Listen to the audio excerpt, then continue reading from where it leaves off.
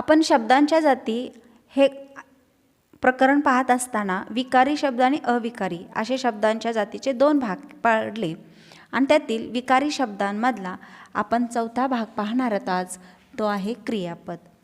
आता क्रियापद म्हणजे काय?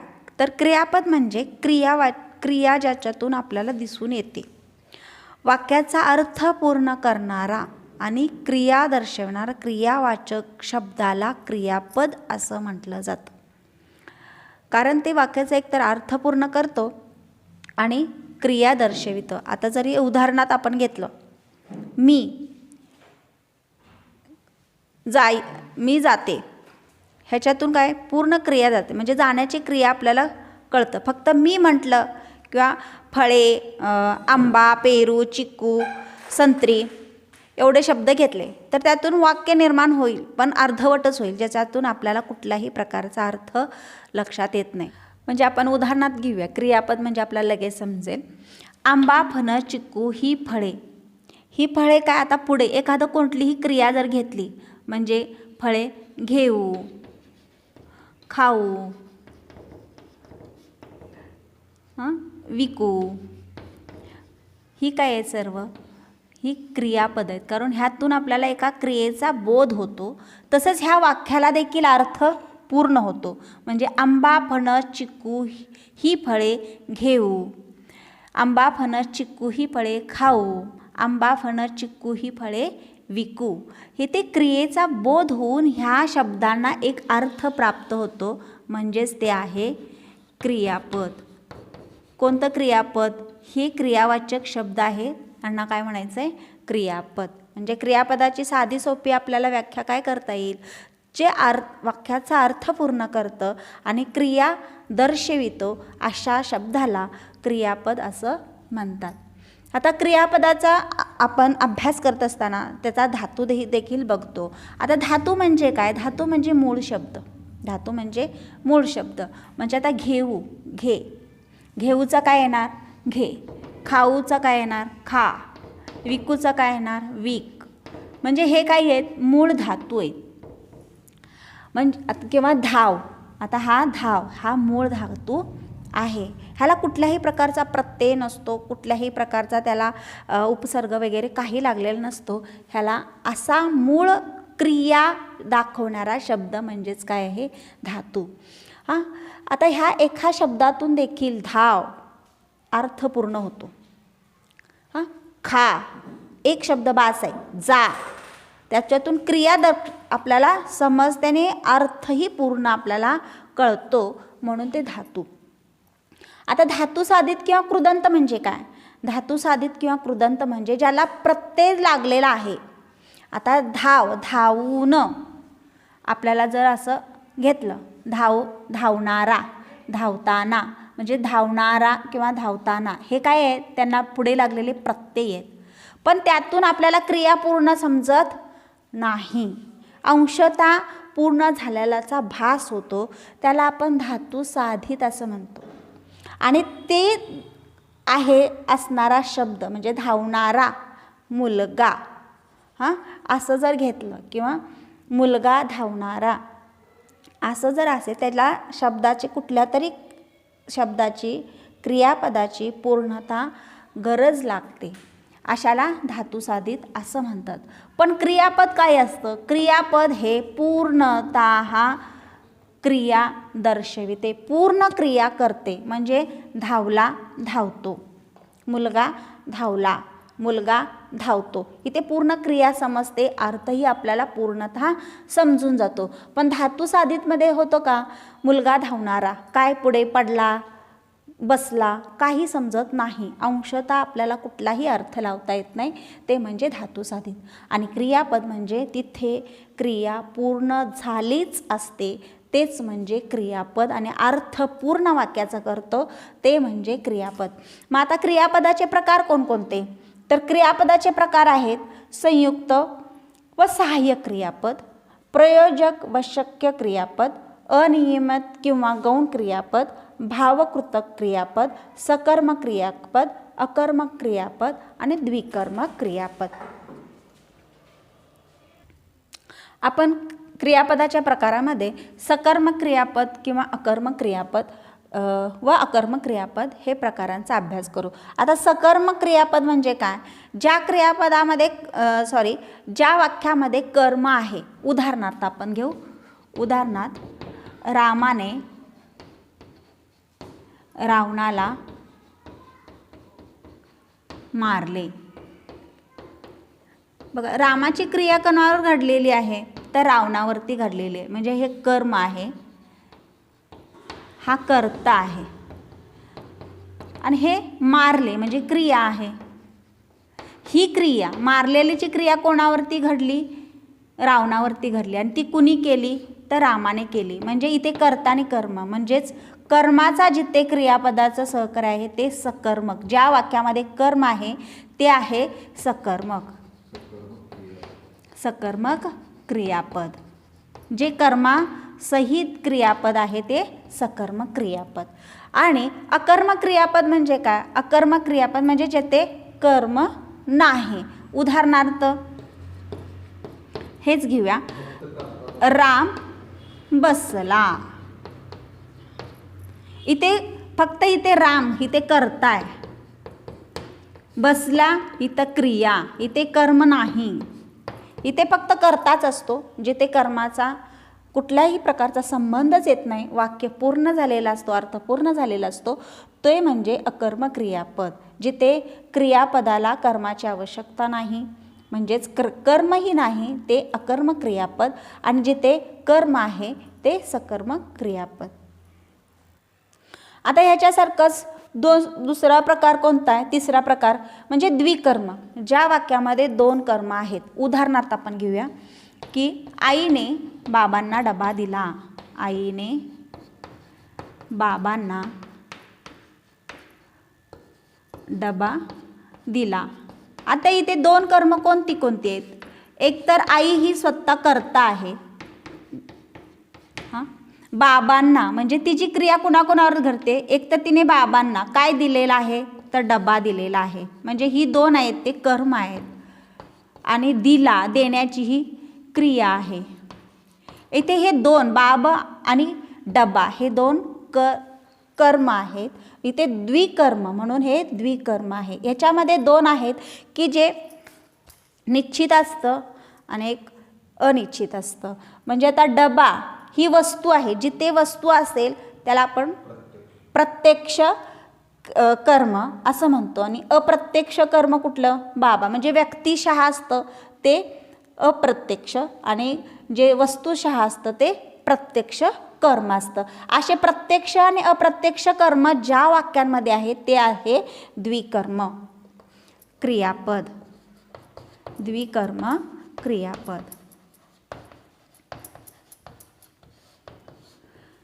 सकर्मक, अकर्मक आणि द्विकर्मक क्रियापद हे सगळ्यात सोपं लक्षात ठेवण्यासारखे की ज्याच्यात कर्म आहे ते सकर्मक क्रियापद, ज्याच्यात कर्म नाही ते अकर्मक क्रियापद. आणि ज्या वाक्यामध्ये दोन कर्म आहेत आणि ह्याच्यामध्ये कर्त्याकडून दोन क्रिया, दोघांवरती काहीतरी क्रिया घडलेली आहे याचा बोध होतो, तेच द्विकर्म क्रियापद असं समजावं.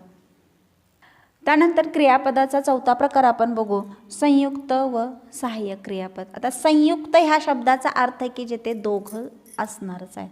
आता ते कसं की जेव्हा आपण पहिल्यांदा बघितलं धातू. धातू म्हणजे काय की तो मूळ शब्द, मूळ क्रिया. एक एकदा मूळ क्रिया घेऊन वाक्याचा अर्थ पूर्ण होत नाही. उदाहरणार्थ घेऊ, रमेश अभ्यास करू. करू हा शब्द, पुढे शब्द हा आपण नंतर लिहूया. रमेश अभ्यास करू, ह्याच्यातून आपल्याला पूर्ण क्रिया समजत नाही. करू म्हणजे करून झालेला आहे, बसला आहे, काय आहे, करूला काही आपल्याला समजत नाही. आणि त्यावेळी आपल्याला एखाद्या शब्द म्हणजे आता आपण इथे घेऊया करू लागला, हे वाक्य घेतलं म्हणजे करू लागला हे काय झालं? संयुक्त क्रियापद.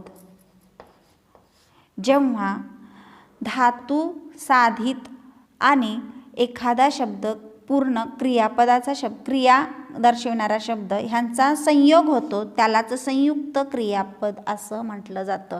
कारण क्रिया पूर्ण करण्यासाठी आपल्याला एखाद्या पूर्ण क्रिया शब्दाचा वापर करावा लागतो, तेव्हाच संयुक्त क्रियापद होतं. जर असं म्हटलं दुसरा सहाय्यक क्रियापद, ह्याला सहाय्यक क्रियापद का म्हणतात? कारण ह्या क्रियेला म्हणजे करणे ह्या सहाय्यक क्रियेला आपल्याला म्हणजे हा पूर्ण एक धातू आहे, ह्यालाच एका क्रियेला म्हणजे लागला ह्या शब्दानं काय केलं? सहाय्य केलं आणि मग ती क्रिया पूर्ण झाली आणि मग अर्थ पूर्ण झालेला आहे त्या वाक्याचा, म्हणून ते संयुक्त क्रियापद होतं. आता करू लागला ह्या क्रियेतून आपल्याला एकच क्रिया दर्शविते, म्हणजे करण्याची पूर्ण क्रिया झालेली एकच क्रिया, एकच अर्थ आपल्याला ह्याच्यातून बोध होतो, म्हणून हे संयुक्त क्रियापद आहे. आता आपण सहाय्यक क्रियापद, आता करू हे धातू साधित आहे करू आणि लागला हे काय आहे? सहाय्यक. जिथे म्हणजे ह्याची व्याख्या काय होईल तर जिथेच धातू साधिताला सहाय्यक क्रियापदाची जोड होते आणि ह्या दोघांचा मिलाप होऊन जे क्रियापद तयार होतं त्याला संयुक्त क्रियापद असं म्हटलं जातं. धातू साधित आणि सहाय्यक क्रियापदांच्या मिलापालाच संयुक्त क्रियापद म्हणतात. कधी कधी आपण संयुक्त व सहाय्यक क्रियापदाचा गोंधळ करतो आणि आपल्याला लक्षात येत नाही की नेमकं त्याच्यामध्ये संयुक्त क्रियापद कोणतं आहे किंवा सहाय्यक क्रियापद. कारण संयुक्त क्रियापदाचा मूळ गाभा काय आहे की त्याच्यातून एकच क्रियाचा बोध होणं, करून लागला ह्याच्यातून एकच, दुसरं काहीच लक्षात येत नाही आहे. पण उदाहरणार्थ आपण दुसरं एक वाक्य घेतोय की उमेश अभ्यास करून जा, तर ह्या वाक्यामध्ये दोन क्रिया दिसतात, करण्याची आणि जाण्याची. एकतर रमेश अभ्यास करून म्हणजे त्यानं पहिल्यांदा केलं पाहिजे अभ्यास आणि नंतरनं जाणे, ह्या दोन्ही क्रिया त्याच्याकडून घडलेल्या आहेत आणि घडत आहेत, ह्या दोन्ही क्रियांचा बोध होतो, म्हणजे हे संयुक्त क्रियापद नाही. तर इथे काय होईल? हे फक्त सहाय्यक क्रियापद म्हणून ओळखलं जाईल. हे सहाय्यक जिथे धातू साधितालाच सहाय्यक क्रियापदाची जोड मिळते त्याच्यातूनच संयुक्त क्रियापद घडतं आणि जिथे दोन क्रिया वेगवेगळ्या दिसून येतात तिथे फक्त सहाय्यक क्रियापद असतं. अशा प्रकारचे प्रश्न आपल्याला परीक्षेमध्ये विचारल्यानंतरनं गोंधळ होतो. ज्यातून एकच क्रिया दर्शविते तेच संयुक्त क्रियापद, इतकं लक्षात ठेवायला हवं. तसंच क्रियापदाचे पुढचा प्रकार बघू आपण. पहिल्यांदा बघू शक्य क्रियापद आणि प्रयोजक क्रियापद. आता प्रयोजक क्रियापद म्हणजे काय? तर प्रयोजक क्रियापद म्हणजे जेव्हा कर्ता क्रिया दुसऱ्याकडून करवून घेतो, स्वतः क्रिया करत नाही तर दुसऱ्याकडून करवून घेतो, त्यालाच प्रयोजक क्रियापद असं म्हटलं जातं. उदाहरणार्थ बघू, बाबा मुलांना चित्र दाखवितात. बघण्याची क्रिया कोण करतं? मुलं. म्हणजे बाबा क्रिया कुणावरती करतात? मुलांवरती क्रिया करतात, म्हणजे प्रयोजक करतात. अशा वाक्यांना किंवा अशा क्रियांना प्रयोजक क्रियापद असं म्हणतात. उदाहरणार्थ आणखीन एक दुसरं घेऊया. जोकर प्रेक्षकांना हसवतो. स्वतः जोकर न हसता तो दुसऱ्याला हसवतो, क्रिया दुसऱ्याला करायला भाग पाडतो, म्हणजे दुसरा क्रिया करत असतो, त्यालाच प्रयोजक क्रियापद असं म्हणतात. जोकर प्रेक्षकांना हसवतो. इथे बाबा स्वतः चित्र बघत नाहीत तर ते मुलांना चित्र पाहायला लावतायत. इथे मुला म्हणजे क्रिया दुसऱ्याकडून करून घेतली जाते, यालाच प्रयोजक क्रियापद असं म्हणतात. त्यानंतर आहे ते शक्य क्रियापद. शक्य क्रियापद म्हणजे ज्याच्यातून आपल्याला करता ती क्रिया करण्यासाठी तत्पर असतो, शक्य असतो, तो स्वतः करण्यासाठी ती क्रिया शक्य असते. इथे काय आहे? करता स्वतः क्रिया करत नाही, दुसऱ्याकडून करवून घेतो. आणि शक्यमध्ये काय? इथे स्वतः करता ती उत्स्फूर्तपणे करतो, त्याला शक्य क्रियापद म्हणतात. उदाहरणार्थ काय? मुलांना चित्र पाहवते, आता ते पाहण्यासाठी तत्पर आहेत, शक्य आहेत.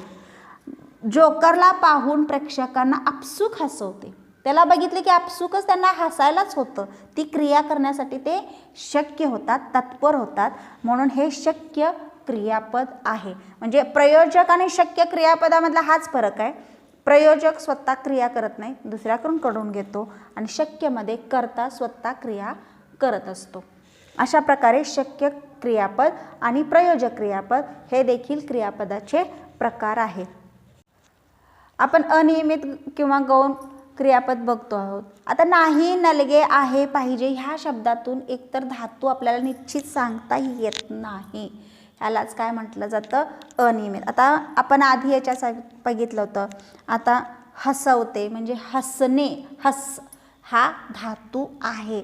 दाखवतात म्हणजे दाखवणे हा धातू आहे. ह्याच्यातून काय होतं, क्रियापद आपल्याला क्रिया समजून जाते. पण ह्यातून नाही, धातूच आपल्याला निश्चित सांगता येत नाही. ह्याच्यामध्ये धातू कोणता आहे, नलगे ह्याच्यामध्ये धातू कोणता आहे, पाहिजे ह्या शब्दातून कुठल्याही प्रकारचा धातू निश्चित सांगता येत नाही. अशाला अनियमित किंवा गौण क्रियापद असं म्हणावं. उदाहरण आपण घेऊ, लगेच लक्षात येईल. उदाहरणार्थ, बागेतील फुले तोडू नये. नाही, आता ह्याच्यातून काय आहे, धातू लक्षात येतो का, नाही. किंवा मला साडी पाहिजे, क्रियापद आहे ते, पण ह्याच्यातला धातू निश्चित सांगता येत नाही, म्हणून ते अनियमित क्रियापद. त्याचबरोबर क्रियापदाचा पुढचा प्रकार म्हणजे करण क्रियापद. ज्या क्रियापदातून होकार लक्षात येतो ते म्हणजे करण क्रियापद. ज्याच्यातून होकार लक्षात येतो ते करण क्रियापद, आणि ज्याच्यातून नकार लक्षात येतो ते म्हणजे अकरण क्रियापद. उदाहरणार्थ बघू, सर सांगा. करणार्थ क्रियापदामध्ये होकारार्थी आपल्याला वाक्य होतं. आता एकच क्रिया असते, मात्र नकारार्थी जर वाक्य करायचं असेल तरच आपलं क्रिया एकच असणार, फक्त नकार दर्शविले जातो आणि करणमध्ये होकार दर्शविला जातो. उदाहरण घेऊया, मद्यपान टाळावे. आपल्याला ही सूचना द्यायची आहे, होकारार्थी सूचना आहे आणि ह्याच्यातून मद्यपान टाळावे हीच क्रिया आपल्याला नकारार्थी सांगायची. ह्याच्यातला भावार्थ बदलायचा नाही, अर्थ बदलला जात नाही आहे. म्हणजे मद्यपान करू नये, नकार आहे, ह्याच्यातून अर्थ बदलायचा नाही, फक्त नकारार्थी आपल्याला ती क्रिया दाखवायची असते. तेव्हा करण आणि अकरण क्रिया आपल्याला दिसून येते.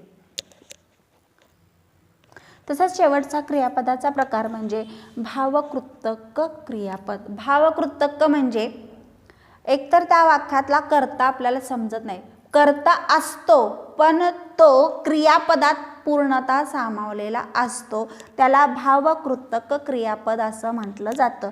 उदाहरणार्थ घेऊया, शाळा सुटताना मावळले. इथं कर्ता आहे, कर्ता काय असणार आहे की शाळा सुटलेली क्रिया दाखवलेली आहे आणि तिथं काय मावळलेलीची क्रिया दाखवली, म्हणजे कर्ता ह्याच्यातला क्रियापदात सामावलेला आहे. सामावून जाण्याची जी क्रिया आहे त्यालाच भावकृतक, आणि भावना याच्यातून लक्षात येते. तसंच गावाला येईपर्यंत उजाडले. कोणीतरी येतंय जे गावापर्यंत, त्याच वेळी क्रिया कुठली झालेली आहे, उजाडलेली आहे. म्हणजे ह्या क्रियापदामध्ये त्या कर्त्याची भूमिका देखील सामावलेली आहे. वातावरण ढगाळले म्हणजे अशा प्रकारचे जे वाक्य असतं ज्याच्यामध्ये कर्ता क्रियापदामध्ये सामावलेला असतो त्याला भावकृतक क्रियापद असं म्हटलं जातं. तर अशा प्रमाणे आपण क्रियापदाचा आज संपूर्ण अभ्यास केलेला आहे. या अगोदरच्या पाठामध्ये आपण क्रियापद म्हणजे काय आणि क्रियापदाचे प्रकार कोणकोणते आहेत याचा आपण अभ्यास केला. आजच्या पाठामध्ये आपण क्रियापदाचे अर्थ कोणकोणते आहेत याचा अभ्यास आता करू. क्रियापदाचे अर्थ 4 प्रकारे लावण्यात येतात वाक्यामध्ये. तर ते कोणकोणत्या पद्धतीचे, ते स्वार्थ, आज्ञार्थ, विध्यार्थ आणि संकेतार्थ. कारण क्रियापद म्हणजेच काय आपण पाहिलं होतं, क्रियापद जे वाक्याचा अर्थ पूर्ण करतं आणि त्याच अर्थ पूर्ण करणाऱ्या शब्दाला, क्रियावाचक शब्दाला क्रियापद आपण म्हटलेलं आहे. मग त्या क्रियापदातून मिळणारा अर्थ हा कोणत्या प्रकारचा असतो, तर तो एक स्वार्थ प्रकारचा असेल, एक आज्ञार्थ प्रकारचा असू शकतो, एक विध्यर्थ प्रकारचा असेल आणि एक संकेतार्थ प्रकारचा असेल.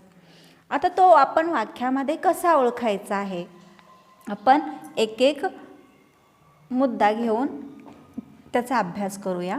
स्वार्थ हे क्रियापदाचा अर्थ कसा प्रकट करत असतं किंवा स्वार्थ क्रियापद म्हणजे काय. स्वार्थ क्रियापद म्हणजे ज्या क्रियापदातून फक्त काळाचा बोध होतो, किंवा एक साधं विधान असतं, विधानार्थी, साधं विधानार्थी वाक्य जिथे क्रियापदाचा अर्थ सांगून जातं त्यालाच स्वार्थ क्रियापद असं म्हटलं जातं. उदाहरण घेऊया. एक राजा होता. इथे काळाचा देखील बोध होतो की एक राजा होऊन गेलेला आहे, एक साधं विधान झालेलं आहे, म्हणून हे स्वार्थ वाक्य होतं. मी जेवण करते, ह्याच्यातून सुद्धा काळाचा बोध, म्हणजे आत्ता ती जेवण करते, काळ आहे, चालू आहे आणि हे साधं विधान आहे, यालाच स्वार्थ क्रियापद असं म्हणतात. तसंच स्वार्थ क्रियापदाचं वाक्य हे नकारार्थी देखील असू शकतं, कारण आपण नकार देखील सहजरित्या विधानातून व्यक्त करत असतो. म्हणजे उदाहरण, मी शाळेत जाणार नाही, मी हे करणार नाही, अशा प्रकारची नकारार्थी साधी विधान केलेली वाक्य ही स्वार्थ क्रियापदाची वाक्य असतात, कारण त्यातून क्रिया ही सहजरित्या प्रकट झालेली असते आणि त्यातून सध्या असलेला काळ किंवा घडून गेलेल्या काळाचा मात्र बोध होत असतो. असं क्रियापद हे स्वार्थ क्रियापद असतं. त्यानंतरचा क्रियापदाचा अर्थ प्रकट करणारा म्हणजे आज्ञार्थ क्रियापद. आता आज्ञार्थ क्रियापद हा त्याचाच आपल्याला उल्लेख होतो की त्याच्यातून आज्ञा होत असेल, आज्ञा दिली जात असेल, त्या क्रियापदातून आज्ञा, विनंती, सल्ला, आशीर्वाद अशा प्रकारचे शब्द वापरून जे ते क्रियापदाचा वापर केला जातो त्याला आज्ञार्थ क्रियापद असं म्हटलं जातं. उदाहरणार्थ, बागेतील फुलांची काळजी घे. बागेतील फुलांची काळजी घे, आज्ञा आहे इथे. काय आहे? आज्ञा. म्हणजे हे वाक्य आहे ते आज्ञार्थ क्रियापदात, म्हणजे घे ह्या क्रियापदातून काय निर्माण झाली आहे? आज्ञा दिलेली आहे, म्हणजे घे हे आज्ञार्थ क्रियापद असतं. आता ताठ बसा, इथे देखील काय केलेली आहे? एक विनंती आहे. ताठ बसा ही काय आहे? विनंती आहे आणि ह्या विनंतीचा वापर आपण क्रियापद म्हणून केलेला आहे, म्हणून हे आज्ञार्थ क्रियापद आहे. नेहमी खरे बोला, ही सुद्धा काय आहे? विनंती आहे किंवा सल्ला आहे. काय आहे? सल्ला आहे. तर अशा प्रकारची जी वाक्य आहेत, आज्ञा, विनंती, आशीर्वाद अशा प्रकारची दिलेली वाक्य असतात, ही वाक्य आज्ञार्थक वाक्य असं, क्रियापदाची वाक्य असे संबोधली जाते. तसेच त्याची ओळख ठेवण्यासाठी आपण असंही लक्षात ठेवू की त्या शब्दांना आ, उ, ए अशा प्रकारचे स्वर असतात. आणखीन एक लक्षात ठेवण्याची गोष्ट की आज्ञार्थ वाक्य हे आपण पुढे असलेल्या व्यक्तीला बोलत असतो, म्हणजे ती जणू काय आपल्या समोर आहे व्यक्ती आणि आपण तिला आज्ञा करत असतो किंवा सल्ला देत असतो किंवा विनंती करत असतो. म्हणजे बघा, बागेतील फुलांची काळजी घे. आता समोर एखादा, माझ्या समोर काय आहे? एखादा माळी आहे, मी त्याला सांगते की बागेतील फुलांची काळजी घे, अशी मी त्याला आज्ञा करते. ती व्यक्ती माझ्या समोर आहे असा इथे अर्थ होतो. ताठ बसा म्हणजे आता मुलं समोर आहेत आणि मी त्यांना ताठ बसा अशी विनंती केलेली आहे, एकदम ते ताठ बसतात. अशा प्रकारे नेहमी खरे बोला. आता माझ्यासमोर काही व्यक्ती आहेत आणि मी त्यांना एक सल्ला देते की तुम्ही नेहमी खरे बोला. म्हणजे आज्ञार्थ वाक्यामध्ये व्यक्ती समोर आहे आणि आपण त्याच्याशी आशीर्वाद किंवा विनंती, सल्ला अशा प्रकारच्या क्रियापदांचा वापर करून वाक्य बोलत असतो. अशा क्रियापदांना आज्ञार्थ क्रियापद असं म्हणतात. तसंच तिसऱ्या क्रियापदाचा अर्थ सांगणारं क्रियापद म्हणजे विध्यर्थ क्रियापद. आता विध्यर्थ क्रियापद देखील आज्ञार्थ क्रियापदासारखीच असतात. तर्क, शक्यता किंवा उपदेश. पण ह्याच्यातील फरक काय आहे की आज्ञार्थ वाक्य हे समोरची व्यक्ती आहे, आपण त्याला आज्ञा करत असतो. पण विध्यर्थ म्हणजे आपण तिथे एक आदर्श ठेवण्याचं काम करत असतो, एक उपदेशात्मक देत असतो. त्यावेळी ती व्यक्ती समोर असो किंवा नसो असा भाग नाही आहे. आता उदाहरण घेऊ आपण, लक्षात येईल लगेचच की बागेतील फुलांची काळजी घे इथे काय आहे, ती व्यक्ती समोर आहे, तिला मी आज्ञा केलेली आहे, हे आज्ञार्थ वाक्य. हेच वाक्य आपण विद्यार्थ्यामध्ये परिवर्तन केलं तर कसं होतं, बागेतील फुलांची काळजी घ्यावी. बघा, म्हणजे ह्या वाक्यामध्ये आपण काय केलेलं आहे की इथं ती समोर कोण व्यक्ती बागेत येणारी आपल्याला माहिती नाही, कोण असेल माहिती नाही, पण ते व्यक्तीला ही सूचना कळाल्यास ती त्याची काळजी घेईल. एक आदर्श, एक उपदेश आपण तिथे ठेवलेला असतो. अशी जिथे क्रियापदाची उपयोग झालेला असतो त्यालाच विद्यार्थ क्रियापद असं म्हणायचे. आता ह्यामध्ये आता ताट बसा विनंती केली, पण ताट बसावे हे काय एक आदर्श सांगितला, उपदेश दिलेला आहे. ताट बसावे, इथे समोर कोण आहे हे माहिती नाही आहे किंवा असायलाच पाहिजे असं नाही, कारण आज्ञार्थ वाक्यामध्ये आपल्याला जी व्यक्ती आज्ञा देत असते त्यावेळी ती ताठरपणाने देईल, सौम्य भाषेत देईल, काही सांगता येत नाही, त्या व्यक्तीवरती डिपेंड. पण विद्यार्थी वाक्यामध्ये हा आपल्याला सौम्य आणि उपदेशात्मक आदर्श बनवण्यासारखीच वाक्य असतात. आता नेहमी खरे बोला हा सल्ला आहे आणि नेहमी खरे बोलावे इथे आदर्श आहे, म्हणजेच विद्यार्थ वाक्य. हीच वाक्य आपण आज्ञार्थ आणि विद्यार्थ्यामध्ये कशी परिवर्तन होतं. आज्ञार्थ वाक्यामध्ये बंधन असतं, आज्ञा पाळावी लागते, पण विद्यार्थ्यामध्ये बंधन नसतं. इथे तुम्ही उपदेशात्मक ते बंधन आपल्याला घालून घ्यायचं किंवा ते करावी असे अपेक्षित असतं. आता संकेतार्थ म्हणजे काय, संकेतार्थ म्हणजे फक्त संकेत दर्शविला जातो. जर तरची वाक्यरचना असते ते क्रियापद म्हणजे संकेतार्थ क्रियापद. उदाहरणार्थ, जर तुम्ही छान अभ्यास केला तर तुम्हाला चांगली नोकरी मिळेल.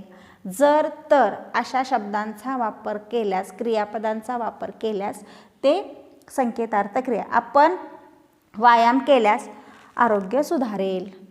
आता ह्या वाक्यामध्ये जर तर दिसतं का, नाही आहे, पण ते जाणून घ्यायचं आहे, कारण ते शब्द ह्यामध्ये असतातच गृहीत. म्हणजे तो शब्द असेल तर हे डेफिनेटली आहे की ते संकेतार्थ क्रियापद आहे. पण आपण व्यायाम केल्यास आरोग्य सुधारेल म्हणजे ह्याच्यामध्ये जर तर हा शब्दशः अर्थ आहे, म्हणूनच हे संकेतार्थ क्रियापद आहे. ह्याच्यात शब्दशः ते शब्द लिहिलेले नाही आहेत, पण अर्थ तोच आहे. तर अशा प्रकारे क्रियापदाचे अर्थ 4 प्रकारचे आपण समजून घेतले. आताच आपण क्रियापदाचा अर्थ आणि क्रियापदाचे अर्थ कशा प्रकारे आहेत, वाक्यामध्ये त्याचा अर्थ कसा बदलला जातो हे बघितलं. त्यामध्येच आता आपण क्रियापद म्हणजे काय आधीच पाहिलं की क्रियापद म्हणजे काय, क्रिया घडलेली आहे, जिथे क्रिया दर्शवलेली आहे तेच क्रियापद. आता ती क्रिया नेमकी केव्हा घडलेली आहे ह्याचा आता अभ्यास करणार आहोत, म्हणजेच काळाचा अभ्यास करणार आहोत. काळ म्हणजे क्रिया कोणत्या वेळी घडलेली आहे हे सांगणारा म्हणजे काळ. जिथे काळाचा किंवा समयाचा बोध होतो त्यालाच काळ असं म्हटलं जातं. आता हे काळाचे कोणकोणते प्रकार आहेत, तर काळाचे 3 प्रकार, मुख्य 3 प्रकार आहेत. एक आहे वर्तमान काळ, भूतकाळ 2 आणि 3 भविष्यकाळ. तर वर्तमान काळ म्हणजे काय, वर्तमान काळ म्हणजे आत्ता चालू असलेला काळ म्हणजेच वर्तमान काळ. आत्ता जी घटना घडत आहे, जे मी आता तुमच्याशी बोलत आहे, ही चालू आहे क्रिया. ही जी वेळ आहे त्याला काय म्हणायचं आहे, वर्तमान काळ. आत्ता घडणारी क्रिया म्हणजे दिवसभरात जी घडत आहे, आत्ताचा दिवस उगवल्यापासून संध्याकाळपर्यंतचा जो काळ असेल ती वर्तमान काळातली घडलेली घटना, ह्यालाच वर्तमान काळ असं म्हटलं जातं. भूतकाळ म्हणजे आता जी घडून गेलेली क्रिया आहे त्यालाच भूतकाळ असं म्हटलं जातं. म्हणजे आता जरी कालची एखादी क्रिया आहे ती आज म्हटलात तर ती भूतकाळात परिवर्तन झालेली आहे, कारण तो वेळ ती समय गेलेली आहे. त्यानंतर भविष्यकाळ म्हणजे काय, भविष्यकाळ म्हणजे पुढे घडणारी घटना, पुढच्या येणाऱ्या वेळेत एखादी घटना किंवा एखादी क्रिया घडणे ह्यालाच भविष्यकाळ असं म्हटलं जातं. आणि ह्या 3 मुख्य प्रकारांचे 4 उपप्रकार पडतात. त्या 4 कोणकोणते उपप्रकार पडतात? एक तर साधा काळ, एक अपूर्ण काळ, एक पूर्ण काळ आणि एक रीतिकाळ. आधी प्रथम आपण साधा काळ, अपूर्ण काळ, पूर्ण काळ आणि रीतिकाळ हे समजून घेऊया. साधा काळ म्हणजे जिथे क्रिया नेमकीच चालू असते, मग ती भूतकाळात असू दे, वर्तमानात असू दे किंवा भविष्यामध्ये असेल, ती चालूच असते, ती म्हणजे साधा काळ असतो. अपूर्ण काळ म्हणजे काय? जिथे ती क्रिया चालू आहे, अद्याप पूर्ण झालेली नाही. ही तिन्ही काळांमध्ये, वर्तमान, भूत आणि भविष्यामध्ये ती क्रिया अजूनही चालूच आहे, पूर्णता झालेली नाही, म्हणजे अपूर्ण काळ असतो. आता पूर्ण म्हणजे पूर्ण क्रिया झालेली आहे तिन्ही काळांमध्ये. वर्तमानात पण ती क्रिया पूर्ण झालेली आहे, भूतकाळामध्ये पण ती क्रिया पूर्ण आहे आणि भविष्यामध्ये देखील ती क्रिया पूर्ण झालेली असते, त्याला पूर्ण काळ असं म्हटलं जातं. आणि रीतिकाळ म्हणजे ती क्रिया एखादी पुनरावृत्ती झालेली असते, तीच क्रिया सतत त्याकडून, त्या व्यक्तीकडून किंवा त्यावेळी ती घडतच असते, त्याला रीतिकाळ असं म्हटलं जातं. आता हे 4ही काळ, 3 काळांमध्ये आपण उदाहरण घेऊन समजून घेऊया की कसं असतं, परिवर्तन कसं होतं, काळाचं परिवर्तन कसं. तर आपण साधा, अपूर्ण, पूर्ण आणि रीती हे 4ही वर्तमान काळामध्ये कसं आहेत हे समजून घेऊया. साधा वर्तमान काळ कसा आहे? आधीच आपण बघितलं की साधा वर्तमान काळामध्ये क्रिया नुकतीच घडत आहे, आणि आत्ता जी चालू घटना आहे ती वर्तमान काळातच आपण घेतो. म्हणजेच रमेश पत्र वाचतो, आता नुकतंच तो पत्र वाचत आहे, म्हणजेच साधा वर्तमान काळ. त्यानंतर अपूर्ण वर्तमान काळ काय असेल? जिथे क्रिया पूर्णच आहे, म्हणजे काय असेल? रमेश पत्र वाचत आहे, अजून तो वाचतच आहे, अजून वाचन पूर्ण झालेलं नाही, म्हणजे अपूर्ण वर्तमान काळ. नंतर पूर्ण वर्तमान काळ काय असू शकेल? क्रिया पूर्ण झालेली असेल, म्हणजेच रमेशने पत्र वाचले आहे, वाचून त्याचं पूर्ण झालेले आहे, त्याची ती क्रिया आत्ताच्या सध्य काळामध्ये पूर्ण झालेली आहे, म्हणजेच पूर्ण वर्तमान काळ. आता रीतिकाळ म्हणजे काय? सतत वाचणे किंवा नेहमी ती क्रिया त्याच्याकडून घडते, त्यालाच रीतिकाळ असं म्हणतात. मग ती प्रत्येक काळामध्ये होते. रमेश पत्र वाचत असतो, तो कायमच वाचत असतो, त्याच्याकडून ती क्रिया प्रत्येक काळामध्ये सतत होणारी असते, पुनरावृत्ती झालेली क्रिया म्हणजेच रीतिकाळातली क्रिया. मग रमेश पत्र वाचत असतो, तो सततच वाचत असतो, म्हणजेच रीतिवर्तमान काळ अशा प्रकारे घेतला जातो. आता हे 4ही काळ भूतकाळामध्ये कसे होणार परिवर्तित? भूतकाळ म्हणजे आपण काय पाहिलं? भूतकाळ म्हणजे वर्तमानातली क्रिया पुढे आता घडून गेलेली आहे, म्हणजे घडूनच गेलेली आहे ती क्रिया भूतकाळात. मग त्याच्यातली काळ किती आहे? नुकतीच काल झालेली आहे, महिन्यापूर्वी झालेली आहे किंवा खूप वर्षांपूर्वी झालेली आहे, तो काळ म्हणजेच भूतकाळ. आता साधा भूतकाळ कसा असेल? साधा भूतकाळ म्हणजे त्या काळात देखील घडून गेलेली क्रिया जरी असली तर ती नुकतीच घडलेली आहे, तीच म्हणजे साधा भूतकाळ. म्हणजे काय? रमेशने पत्र वाचले, त्या काळात म्हणजे काल समजा आपण म्हटलं, त्यानं नुकतंच ते पत्र काय केलेलं आहे? वाचलेला आहे, म्हणजेच तो साधा भूतकाळ.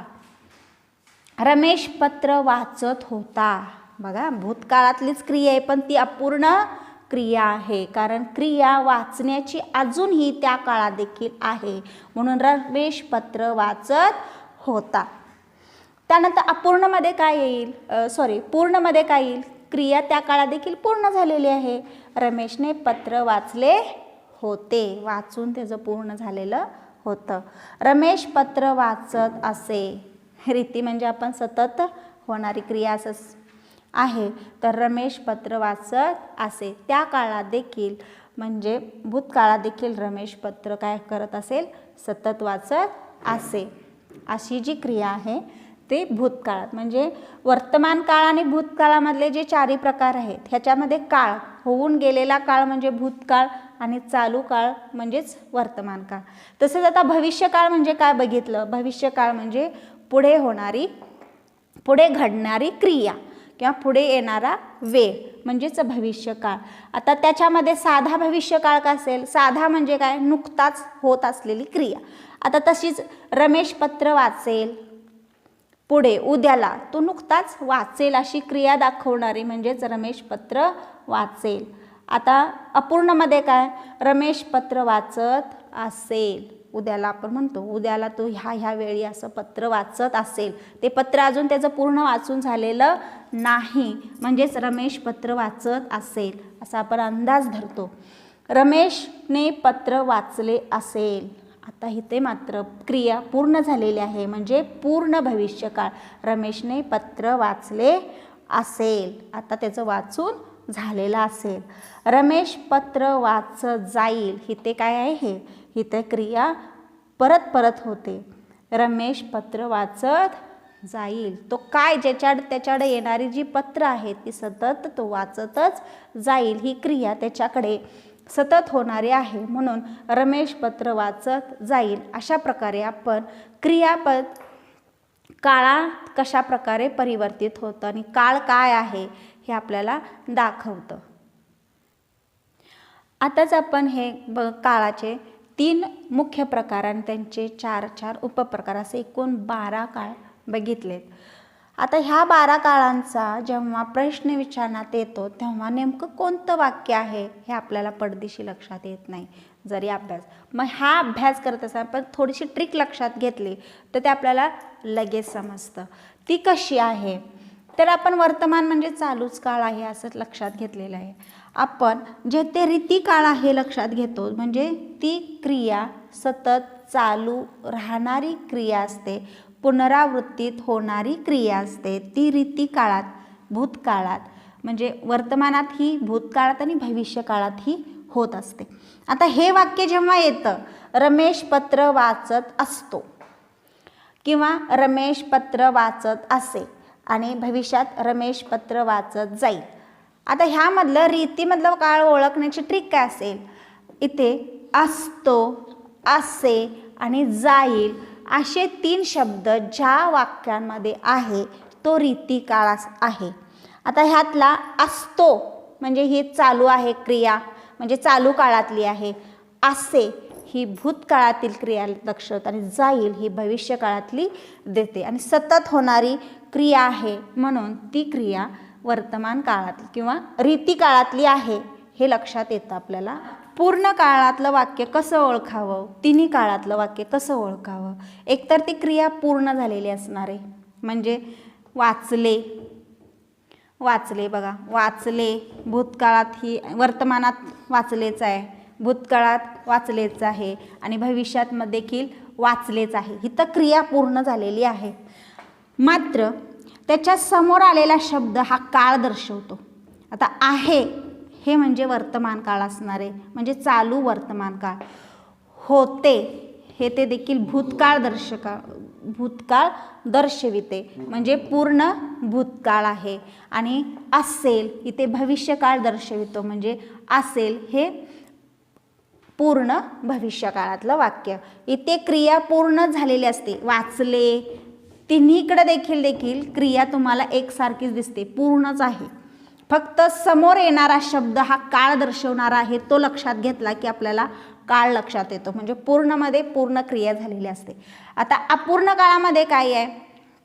तेच आहे, होता आणि असेल असे शब्द. काळाचे जे काळ दर्शवणारा शब्द कोणता आहे त्याच्यावरून आणि वाचत इथं क्रिया पूर्ण झालेली नाही आहे, वाचत आणि इथे देखील वाचत असे क्रिया आहे. इथे पूर्ण झालेला क्रिया दाखवतही नाही पण पुढे येणारा शब्द हा काळ दाखवतो म्हणजे वाचत आहे हा वर्तमान अपूर्ण आहे, वाचत होता हा अपूर्ण भूतकाळ आहे आणि वाचत असेल हा अपूर्ण भविष्यकाळ. ट्रिकने लक्षात ठेवलं की क्रिया कोणती आहे, पूर्ण अपूर्ण आणि पुढे असलेला शब्द काळातला कोणता असेल.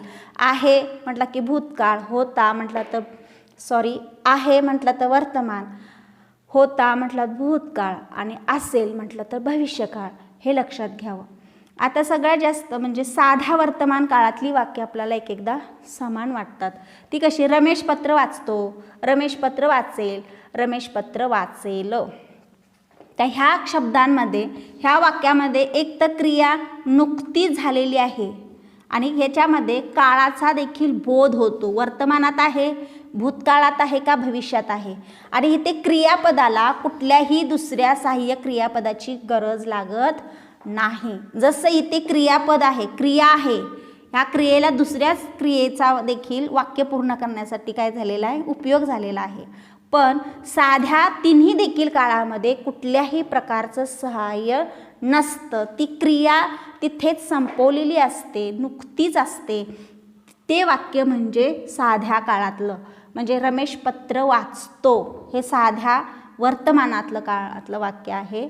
रमेश पत्र वाचेल, इथे देखील कुठल्याही प्रकारचं सहाय्य क्रियापद नाही आहे, म्हणजेच भूतकाळीत, साधा भूतकाळीत हे वाक्य आहे. आणि रमेश पत्र वाचेल म्हणजे वाचण्याची क्रिया नुकतीच होणारी असणार आहे, इथे देखील सहाय्य क्रियापद नाही. असं वाक्य हे साधा भविष्यकाळातलं किंवा साध्या वर्तमान आणि साध्या भविष्यकाळातलं वाक्य आपण समजावं. आपल्याला सतत भूतकाळात पाडणारे दोन काळ आपल्याला लक्षात येतात, म्हणजे त्या प्रकारचे प्रश्न असतात. एक तर पूर्ण काळात रमेशने पत्र वाचले, किंवा आता इथे म्हणाल भूतकाळात देखील रमेशने पत्र वाचले. तर हे वाक्य आपल्याला समान वाटतं. पण लक्षात घेणारी गोष्ट कोणती आहे की ह्या वाक्यामध्ये आहे हे सहाय्यक क्रियापद काळ दर्शवण्यासाठी आलेलं आहे, तेव्हाच ते पूर्ण वर्तमानातलं झालेलं आहे. आणि भूतकाळामध्ये आपण काय लक्षात ठेवायचं की ह्याला कुठलंही सहकार्य नाही, ह्याच्यासमोर कुठलाही सहाय्यक शब्दही नाही आणि क्रिया देखील नाही, म्हणून हे साधा भूतकाळातलं वाक्य. साधा भूतकाळातलं वाक्य हे क्रिया पूर्णच दाखवतं आणि पूर्ण वर्तमान काळातलं वाक्य हे पुढे आहे हा शब्दच असतो, त्यालाच पूर्ण वर्तमान काळ असं म्हणावं. आणि भूतकाळाच्या, साध्या भूतकाळाच्या वाक्यामध्ये आहे, होता असे कुठलेच शब्द नसतात, त्याला साधा भूतकाळ असं म्हणावं. म्हणजे पूर्ण वर्तमान काळात वाक्य कसं आहे? रमेशने पत्र वाचले आहे. आणि साधा भूतकाळामध्ये कसं आहे? रमेशने पत्र वाचले. म्हणून ह्या दोन वाक्यांमध्ये आपल्याला साम्यता दिसून येत असताना देखील ते कशा प्रकारे विभिन्न आहे? कारण रमेशने पत्र वाचले आहे आणि आहे ह्या शब्दामुळे आपल्याला ते पूर्ण वर्तमान काळातलं वाक्य समजतं आणि रमेशने पत्र वाचले हे साध्या भूतकाळातलं वाक्य समजतं. तर अशा पद्धतीने आपण काळ ह्या पाठामध्ये तिन्ही काळांची पूर्णतः माहिती घेतलेली आहे.